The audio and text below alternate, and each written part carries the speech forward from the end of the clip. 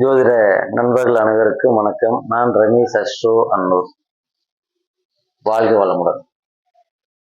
இன்னைக்கு நம்ம ராகுவை பத்தி பேசுவோங்க. ராகுவை போல் கொடுப்பார் இல்லை, கேதுவை போல் கெடுப்பார் இல்லைன்னு ஜோதிட பழமொழி சொல்லுது. இந்த நவ கிரகங்கள்ல ராகு கேது மிகவும் வலிமையான கிரகமா நைசர்கிய பலத்துல நம்ம பார்க்கிறோம். அப்போ ராகு கேதுங்கிறவங்க வலிமையான கிரகங்களா சொல்லப்படுது. இந்த ராகு கேதை பொறுத்த வரைக்கும் பார்த்தீங்கன்னா எல்லாமே கெட்டதுதான் செய்வாங்க அப்படிங்கிறதெல்லாம் இல்லைங்க. நிஜத்தில் அவங்க நல்லதும் செய்யக்கூடிய அமைப்பை சில பேர் கொடுக்குறாங்க. இப்போ தந்தைங்கிறவர் கண்டிப்போட தான் இருப்பாருன்னு நம்ம சொல்றோம். ஆனா தந்தையானவர் கண்டிப்போட கூடிய நல்ல விஷயங்களை செய்யற விஷயத்தை தான் நம்ம அனுபவத்தில் நிறைய பார்க்கறோம் இல்லைங்களா? அது மாதிரி ராகு பகவான் நின்ற வீட்டுக்கு அதிபதி யாரோ அவருடைய காரகத்துவ பலனை ராகு கொடுப்பாரு. ராகு நின்ற ஸ்தானாதிபதி எங்கு இருக்கிறாரோ, லக்னத்துக்கு எங்க இருக்கிறாரோ அதுக்குண்டான பலனையும் கொடுப்பாரு. ராகு என்ன சாரத்தில் இருக்கிறாங்களோ அந்த சாராதிபதி எங்கு இருக்கிறாரோ அதற்கான பலனையும் கொடுப்பாரு. இப்படிதான் ராகு திசை புத்தி காலங்கள்ல பலனை கொடுப்பாங்க. உதாரணமா ராகு பகவான் சிம்ம லக்னத்துல இருக்கிறதா சிம்ம லக்னம் 2ஆம் இடத்துல கன்னியில ஒருத்தருக்கு ராகு இருக்கிறதா வச்சுக்கோங்க. ராகு பகவான் செவ்வாய் சாத்துல இருக்கிறதா வச்சுக்கோங்க. ராகு நின்ற வீட்டின் அதிபதியான புதன் பகவான் லக்னத்துக்கு சிம்மத்துக்கு 11ஆம் இடமான மிதனத்தில் இருக்கிறதா வச்சுக்கோங்க. அப்போ ராகு நின்ற ஸ்தானாதிபதி லக்னத்துக்கு லாபத்தில் இருக்காரு. அப்போ இந்த ராகு திசையோ அல்லது ராகு புத்தியோ அந்த ஜாதருக்கு நடக்கக்கூடிய காலங்கள்ல லாப மேன்மை, ஆசைகள் நிறைவேற்றக்கூடிய அமைப்பு, இது மாதிரியான விஷயங்களை இந்த ராகு பகவான் கொடுப்பார் அப்படிங்கிறது சந்தேகம் இல்லை. சரி, அதுக்கு அடுத்ததான் ராகுடைய நட்சத்திரம் பாத்தீங்கன்னா அங்க உத்திரம் இருக்குது, அஸ்தம் இருக்கு, சித்திரை இருக்குது.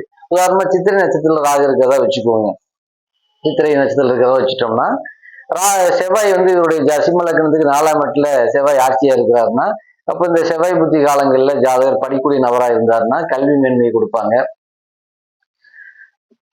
கிளாஸ்ல ஃபர்ஸ்டா வந்தாங்க, ஸ்டேட்ல ஃபர்ஸ்டா வந்தாங்க, இப்படிங்கிற மாதிரி நல்ல விஷயங்களே இந்த ராகு பகவான் அள்ளி கொடுப்பாரு. ஏன்னா புதன் வீடு கல்விக்கு உண்டான வீடு இல்லைங்களா, அதனால அப்படி கொடுப்பாங்க. இது வீடு காலி இடங்கள் அமையக்கூடிய வாய்ப்புகள் நிறைய கொடுப்பாங்க. தோட்டந்துறவுகள்லாம் வாங்கக்கூடிய அமைப்பு கொடுப்பாங்க. அயல் தேச பயணங்களுக்கான வாய்ப்புகளையும் கொடுப்பாங்க. அது மாதிரி ஆசை இருந்தால் அதையும் நிறைவேற்றி கொடுப்பாங்க. இப்படி ஒரு நல்ல விஷயங்களே செய்வாங்க. ராகு பகவானை பொறுத்த வரைக்கும் எல்லாருமே எந்த விசேஷம் நம்ம செய்யறதா இருந்தாலும் கையில காசு பணம் வச்சுட்டு தான் செய்வோம்னு சொல்லுவோம். ஆனா அந்த ராகு பொறுத்த வரைக்கும் கையில காசு பணம் இல்லாம எதை வேணாலும் பண்ணலாம். நீங்க ராகு திசை ராகு புத்தி காலங்கள் இது மாதிரி யோகத்தில் இருக்கக்கூடிய நபர்ல கேட்டீங்கன்னா அவங்க சொல்லுவாங்க, நான் கையில காசே இல்லாம வீட்டை கட்டிட்டேங்க, காசே இல்லாம இடத்த வாங்கிட்டேங்க, இதெல்லாம் எப்படி நடந்ததுன்னே தெரியலன்னு சொல்லுவாங்க. இதெல்லாம் ராகு பகவான் கொடுக்குறதா உங்களுக்கு. அப்போ ராகு அள்ளி கொடுப்பாரு, கிள்ளி கொடுக்க மாட்டாரு, அள்ளி கொடுப்பாரு. சரி, இப்ப எல்லாத்துக்கும் இதே மாதிரி வகையில் அள்ளி கொடுப்பாரா அப்படின்னு நம்ம பார்த்தோம்னா இல்லை. இதே சிம்ம லக்னம் வச்சுக்கோங்க, 2ஆம் இடத்துல ராகு இருக்காரு. ராகு நின்ற ஸ்தானாதிபதியான புதன் 6ல் உட்கார்ந்துருக்காருன்னா இந்த திசை புத்தி காலங்களில் ஜாதகருக்கு கடனை கொடுக்கலாம், பகையை கொடுக்கலாம், நோயை கொடுக்கலாம். அதுக்கடுத்து சொந்த பந்தங்களுடைய பிரிவு கொடுக்கலாம்.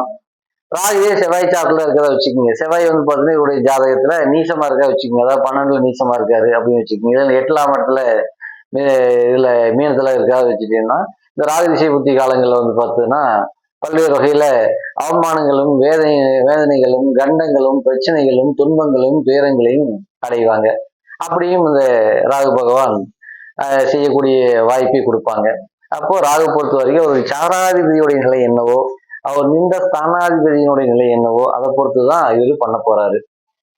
அப்போ நிஜத்தில் பார்த்தீங்கன்னா ராகு கெட்டவராக தெரிஞ்சாலும் நல்ல விஷயங்களை செய்யறதுக்கான அமைப்பும் இருக்குது.